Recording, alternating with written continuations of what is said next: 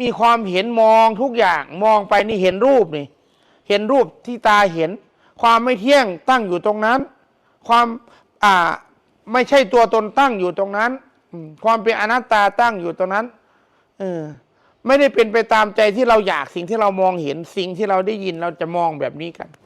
เรียกว่าสร้างสัมมาทิฏฐิให้เกิดตาก็จะไม่เป็นของร้อนหูก็จะไม่เป็นของร้อนในที่นี้นะตาก็เป็นธรรมหูก็เป็นธรรมถูกพัฒนาการจากตาไม้ไผ่เรียกว่าหูกระทะพัฒนาขึ้นมากลายเป็นรักเรียนและเพียรจำไม่ใช่ว่าหูกับหูกระทะ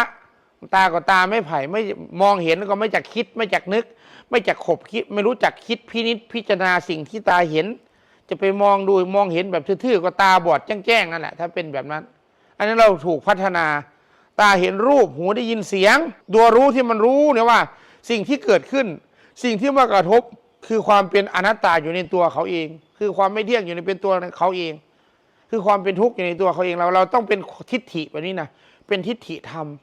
เป็นทิฏฐิสมบัติเรียกว่าทิฏฐิธรรม